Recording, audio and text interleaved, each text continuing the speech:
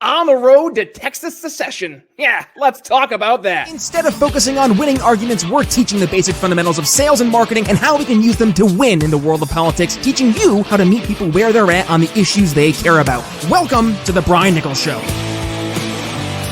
Well, happy Friday there, folks. Brian Nichols here on The Brian Nichols Show. Thank you for joining us on, of course, another fun-filled episode. I am, as always, your humble host, joining you live from our Stratus IP studios here in lovely Eastern Indiana. Don't let cyber attacks or outdated business technology put your company at risk. Learn more at briannicholsshow.com/Stratus IP. Stratus IP, business technology simplified. Texas, are you going to do it? Are you actually going to be the state that says we're going to take the step away, be the ones to be the first domino in the chain of 49 other dominoes? That is the question that has been raised over the past year or so, especially as the Texas secession movement has taken charge. And returning to the program to talk all about the latest happenings, joining us today is Daniel Miller from Texit. Daniel, welcome back to the Brian Nichols Show. Hey, it's great to be here. Thanks for having me. Absolutely. Great to have you back. Great to talk about all things Texit. But first, let's go ahead, obviously, reintroduce you to the audience. There's been a lot that's happened since you were last in the show. And I was talking about this beforehand. You got to sit in my seat over on Tim Pool's Timcast. But I think, unfortunately, you got usurped by President Trump deciding to run for re-election. Surprise. I did. And look, I'll be honest, doing running commentary on Trump's announcement was fun. It was. But I will say I was woefully undercaffeinated at the time. So probably not as good as it could have been. Hey, but you still rocked and rolled over at Timcast, well, and I know I appreciate that. You'd mentioned that they said that you're going to be able to come back, so that's always a positive as well. But hey, let's do a really quick reintroduction for us. I know last time we were on the show, we did a deep dive into the background of Texit, but for the folks who didn't catch that episode, give us a quick recap. Who are you, and what is Texit? Yeah, so for those who don't know me, I'm Daniel Miller, and I'm president of an organization called the Texas Nationalist Movement that was founded in 2005 to secure and protect the political, cultural, and economic independence of Texas. And of course, that has manifested in what most people know about our organization, which is the Texit issue, which is effectively giving Texans a vote on the issue of whether or not to reassert our status as an independent nation, to become a self-governing independent nation among nations again. So when you are talking, and we talked about this last time a little bit, when we're talking to your average person, they hear the word secession. And I think the worst case scenarios instantly pop into mind, right? And we talked about this again last time. Civil war is the instant first thing that pops into people's heads. Are you experiencing that still today? Because I hear more frequently, maybe it's my circles, but I'm also hearing it outside of my circles, the idea of national divorce being floated quite openly and casually, and actually in many places, even in blue states, in an okay type of mentality. Because I think they're even starting to see, well, maybe we don't all have to be in this one big 50-state bubble bath together. Maybe we should all be able to do our own thing. Yeah, look, it's a dysfunctional relationship. And, if you want to talk about the taboo about the subject being removed, the Survey USA poll that was released over the summer, where 66% of likely voters here in Texas said they would vote for it. I mean, that's huge. That's, that was like 76% Republican, 54% Democrat, and 53% independent voters, right? So, the taboo about the discussion is not only gone, but really so is the resistance to it. I think everyone's coming to grips with the fact that states, when forced into this federal system, are really being subjected to this one-size-fits-none policy agenda from 2.5 million unelected bureaucrats in Washington, D.C. But, the thing, Brian, that I think we need to do is, and one of the things that you don't hear me do very often is use the word secession. It's a real kind of 19th century term for a whole lot of different separations, right? And so as you move into the early 20th century, and particularly right after World War II, you've seen this 75 to 80 year evolution of thought where we can't use blanket terms like secession, right? Now, people will still use it because it's short, it's handy, but it really doesn't describe what we're talking about here with the states. Secession would be your term if you believe that the states were this whole one incorporated body into something called the United States of America. That, in fact, the United States of America as an institution has supplanted and fully absorbed the sovereignty of the states. But we know that's not what the Constitution says. We know that's not what the framers intended. Instead, what we're looking at, and one of the reasons that we talk Texit all the time, is we're talking about an exit from this entity, an exit from a relationship of equals among the states. And it's effectively withdrawing our membership from this political and economic institution called the United States of America, which is very different than America, right? America and the United States of America are really two different things, but that's a whole other conversation. So talk to us from where we were last time to where we are today. I know last time this was starting to gain momentum in Texas, and I think we were discussing that legislation was getting ready to be drafted. And I guess rumor is that we're at that point where we're getting to maybe looking at 2023 as a real viable option. This hits the ballots. Is that the case, Daniel? Yeah, that's the case. And really, to catch everyone up, if they didn't see the previous interview, our organization outside of the Republican Party and the Democratic Party is the single largest political advocacy organization in the state. Okay. We dwarf every other one. Our campaign staff, our organizational staff out in the field is larger than Greg Abbott's campaign staff, which, he's our governor here, and bordering on being the size of the Democratic Party's entire party staff here in Texas, right? So this has been moving for a long time. Texas has a true part-time legislature. It meets for 140 days every other year. And so last session, we had a major breakthrough when State Representative Kyle Biederman filed our bill, the Texas Independence Referendum Act. And of course, it got stymied by House leadership. They wouldn't even give it a hearing. But there's been a steady build of momentum since then. We've had, again, phenomenal poll numbers come out that show that if this goes to a vote of the people, it wins. We had that Survey USA poll that I cited earlier, plus a handful of others. In addition, you had the Republican Party of Texas, which is the dominant political party here in Texas, at their convention add not one but two planks to their platform calling on a Texit vote, one calling for it in 2023 and one calling for it at some date uncertain, right? So as you can tell from the timeline, we're getting ready to move into a legislative session, which starts in January. And so we have, as an organization, released the draft legislation for the next session.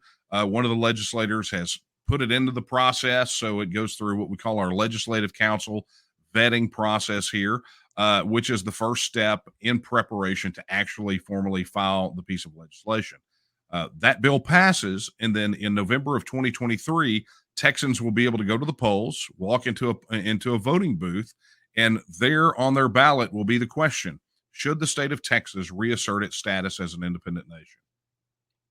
And then what? So let's just say Texas says yes. Yeah. Then what happens, Daniel? Things, I'm sure, will get very interesting. Yeah, I would like to say that that would be the day that I get to finally go on a vacation after doing this since 1996. But alas, that's not to be, just not yet. Because the thing people need to understand is Texit, or really the exit of any state, is not an act, it's a process. Okay. So literally that vote comes back. The legislation calls for the creation of a legislative committee, very similar to what they do in relation to like when they did Convention of the States, that legislation, some of the others, but it's basically a committee comprised of both houses. And the bill actually lays out very specifically what the committee has to do, right? And that committee is tasked with creating a transitional plan dealing with constitutional issues, statutory issues, international covenants, treaties, and agreements, and finally the negotiated issues with the federal government, to present at a time when the governor either calls a special session or until the next legislative session gavels in. And then Texans will get another say in those constitutional changes and statutory changes. I mean, It launches a process. So it's not something that happens overnight. The process, the kind of the next steps are all laid out in the legislation. But again, what I think is really interesting about the way that we've crafted the legislation is that it allows for a compression of the time frame if the situation with the federal government deteriorates. And let's be honest, that's highly likely. Hmm. Yeah. Yeah. No, not only is it highly likely, I think we're seeing it happen right now before our eyes. So I Yeah. guess then that leads to getting there, right? We're there, and let's be real, and I'm sure you're experiencing it already. Obstacles that are most certain to be in the way. We saw what we saw in the Twitter files. Twitter working hand in hand with the Biden administration to censor individuals who are going against their narratives. Well, I'm sure you guys are going to be facing some uphill battles, and rumor is you're currently in the process of suing the good old Facebook. Talk to us about that. And what is it now? Meta. Yeah, suing Meta. Meta. Talk to us. Yeah, interestingly enough, starting about October, we noticed that no one could post links to our website that contains all these answers and rebuttals to the common misconceptions that are spread by the opposition about Texas, right? Like what happens to Social Security, the U.S. military will invade. We have about the 100 most asked questions answered in excruciating detail at texitnow.org.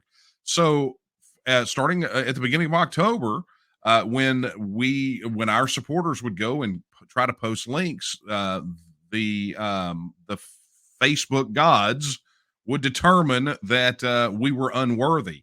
And so, through some subsequent investigation, what we found out is that they were classifying us as a dangerous or harmful organization. And so, since then, not only have they blocked us, but they have been going back through links previously posted up to 2 years ago and removing those posts from people, right? So we said enough is enough. If we're getting ready to go and fight this battle, and this battle to give Texans a vote on Texas independence, we cannot surrender the most used social media platform in Texas. We can't surrender that to big tech oligarchs that want to slap a muzzle on the pro-Texit folks. So we sued Meta. We filed suit based on a law that was passed in the last legislative session that essentially said that Facebook could not do what Facebook was doing. So we filed that. The lawsuit was filed in early November. And oddly enough, we're still waiting on our first emergency temporary restraining order hearing. So I expect, however, I will say that Meta has finally responded to the lawsuit. I mean, they responded almost immediately. But their first move was to have it removed from state court into federal court. And that came down the pike on the 7th. So when we were supposed to actually go to court for the hearing, they filed a motion to have it removed to federal court. And we filed it as a class action lawsuit. So our intention is to ride this out until Facebook takes the muzzle off of Texas supporters, and let's put this issue on an equal footing. If they're going to allow the opposition to post fear mongering and misinformation, at a minimum, they can give equal access to Texas supporters who can rebut that information. So this kind of goes into my second question, and this Mhm. is beyond Facebook, but same church, different pew kind of thing. Yeah. And we see this right now with, you mentioned the tech oligarchs, and this is across the board, corporations really being kowtowed to this ESG type of mentality. I'm sure you guys will face pushback. Let's just say we get to Texit from a lot of these large corporations. What will you be able to do then? Like, do you see Texas having to have a lot of homegrown companies? Or do you think that a lot of companies are going to say, you know what? No, we're still going to do business with Texas. Texit be darned. Yeah, I mean, look, Brexit was very instructive on this issue. So if anyone wants to look at a pretty clear analog of what this has looked like and what it's looking like and kind of what it will look like moving forward, Brexit is probably, at least on the campaign side of it, very instructive. Now, there are some negative lessons that people can learn from Brexit, but to that point, right? We can talk about that later if you'd like. But to this point, one of the things that we saw very clearly during the Brexit debate was corporations making those sorts of assertions, right? Where they said, look, we'll move our headquarters out of London, we'll stop doing business. And you know what happened? Well, it wasn't that. What happened was those companies realized that the UK had a much more friendly climate to business than the European Union did, which was one of the major reasons for Brexit in the first place. Well, take that over to Texas. Texas has got one of the most business friendly climates out of all the states. I mean, during the Obama administration, I think for 7 of the 8 years, Texas was the number one job creator in during the entire time of the Obama administration throughout the entire United States.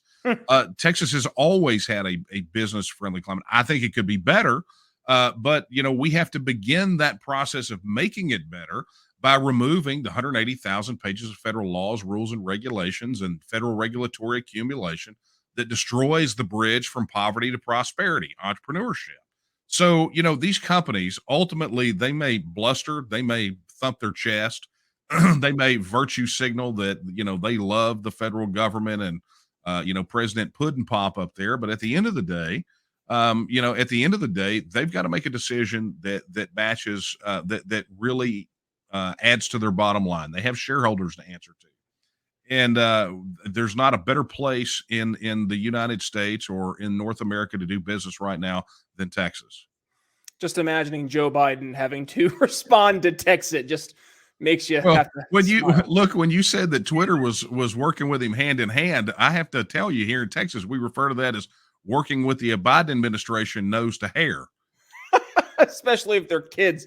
Oh God. And you know what? That's just a whole separate thing. Like, we've known him for being a creep ever since he was like found in those pictures when he was VP. It's like, what are we doing here? I know. I mean, that guy, look, when he ran, I looked at my wife and I said, get ready for entertainment, because that guy is a walking gaffe machine. And to watch the media cover up his gaffes like a cat covering a turd on a concrete floor is even more entertaining. I mean, it's infuriating, but to watch the gymnastics they have to go through to cover for the federal government's mismanagement and misdeeds, it really tells you that mainstream media has become official the state propaganda arm for the federal government. Yep. Well, we just saw Brittany Griner. She's coming home. And with that, we got rid of, we gave up the head arms dealer for Russian terrorists in response. And Micah Parsons, star linebacker and just MVP, in my opinion, for the Dallas Cowboys, which happened to be my favorite team. And I'm sure America's team, right? He's saying this is ridiculous. And not only did he say that, but he tweeted, he's like, we're still not going to vote for you to Biden. And he had to retract it, unfortunately. But then he responded being like, hey, no, I'm not a fan of this at all. He's not really a fan of Trump either, but he said, I'm not a fan of Biden, especially because, I think he represents a lot of other people out there who just see him for what he is. They see the administration for what it is. And I guess it opens up the question, what do we do? And this is the answer I think a lot of people are looking for, is something like what you're doing at Texit, right? Because it's one thing to talk about this stuff in your Facebook groups until you get banned, or on social media until you get censored, or go out and have this conversation in real life until people look at you have three heads, because it sounds so alien until you realize that no, a lot of people actually think this stuff. They've just been afraid to actually express it. And I think that actually speaks more to our social media world that we're in, and our self-censoring because of the fear. And that's a whole other can of worms, but I guess that opens up the reason why Texas is so popular. Yeah, look, it's, for us, I mean, you have to understand this didn't happen overnight for us. Right. This has been a lot of work. My start in this happened in 1996. And really quick, can you talk about like how the opinion of you from then, like when you brought this to the table to where it is today, and the reception from folks has changed? Well, I'll tell you, that's what I was getting to. The first 9 years that we were at this, it was pretty much the same experience that you talked about. People would run either really hot or really cold, and most of the people that were running hot were very few in number.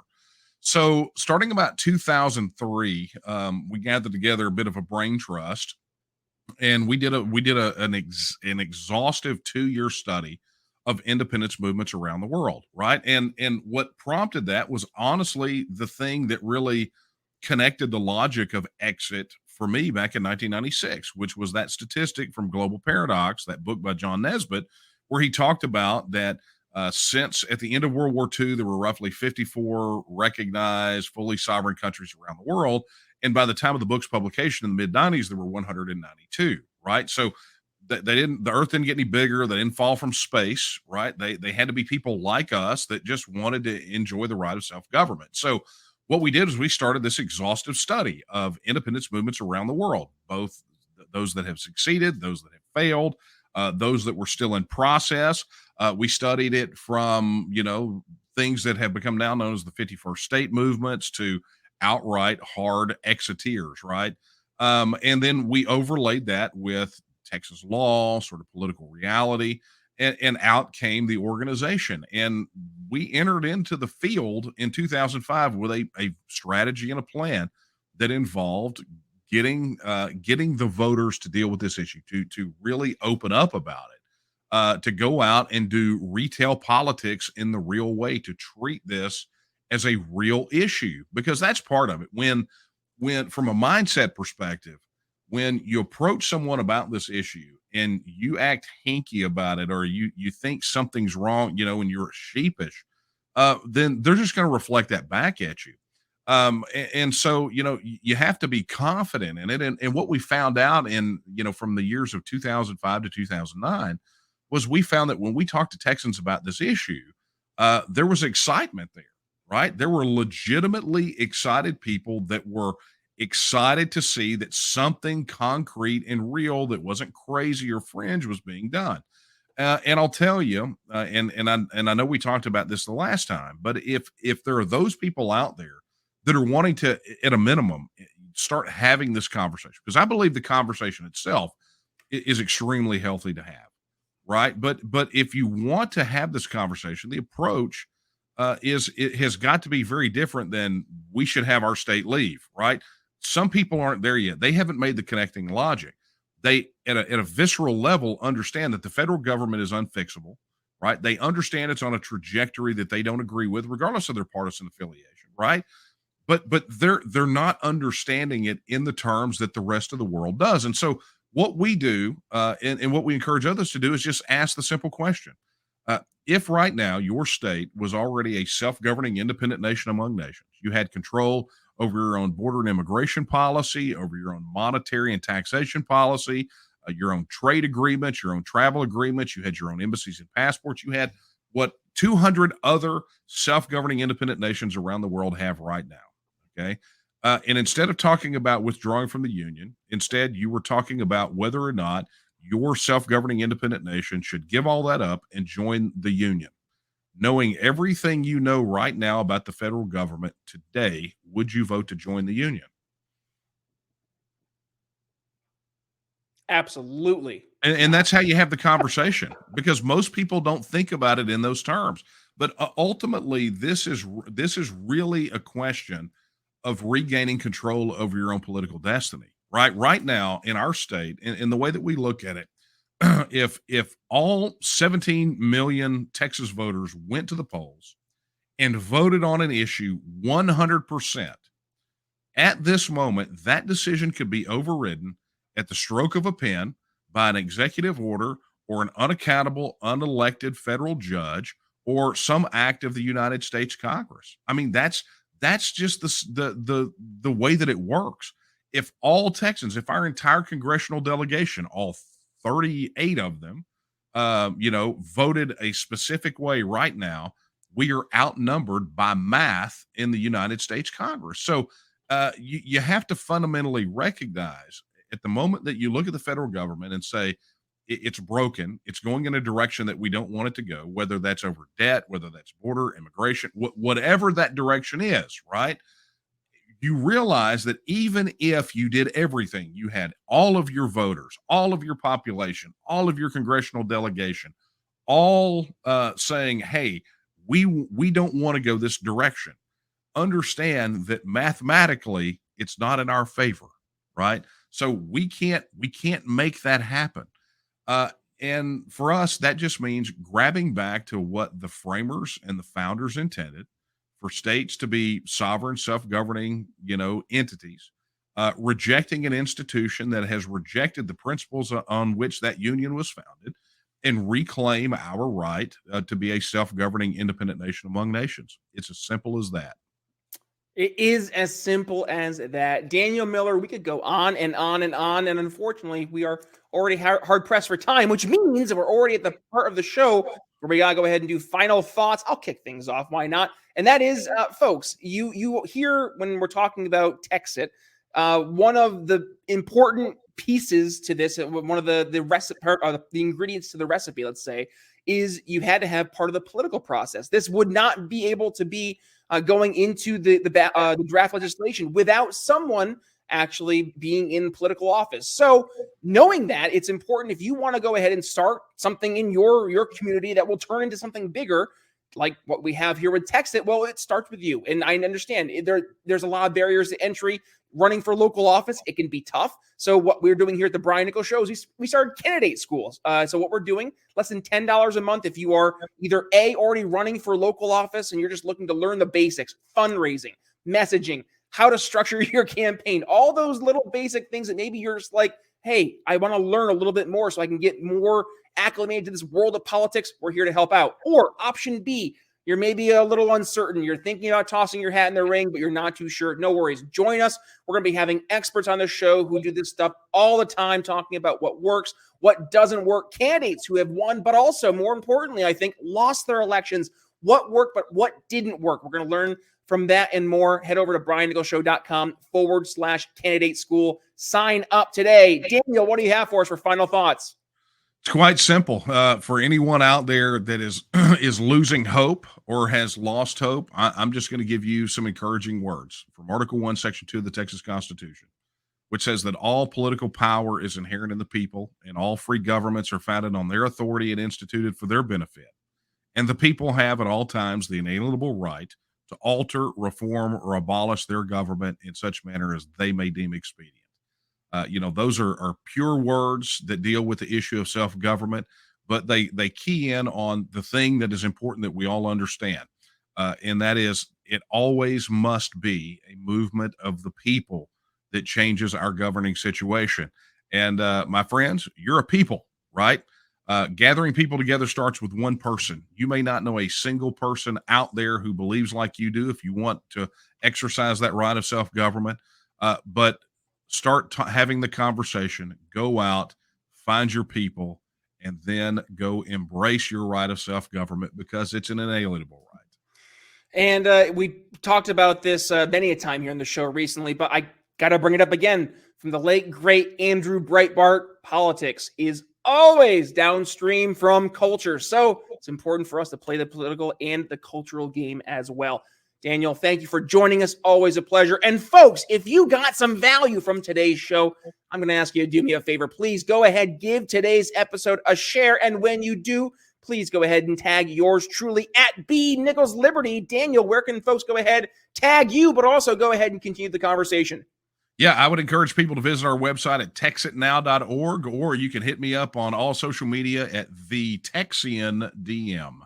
There you go, folks. And to make it easy for you, we'll include all those links for you in the show notes. All you got to do, if you're on the podcast version of your show, well, here, click the little artwork in your podcast catcher. It'll bring you right over to briannicholsshow.com, where you can find, all 600 and almost 40 episodes here of the program, which just still is, in fact, mind-blowing. But also, folks, we do have a video version of the show, which launched their beginning of last year. So we now have, I think, over 200 some odd, maybe 300 videos. I don't know. Go check out over on our YouTube, Rumble, or over on Odyssey. Either way, do me a favor, hit that little notification bell and subscribe button so you don't miss a single time we go live and we have awesome guests like Daniel here on the show. And by the way, did you check out our awesome conversation we had yesterday where we had our good friend Carrie McDonald return to the program from FEE? She was talking about educational entrepreneurialism, how COVID-19 has sparked an entire generation of educational entrepreneurs, teachers leaving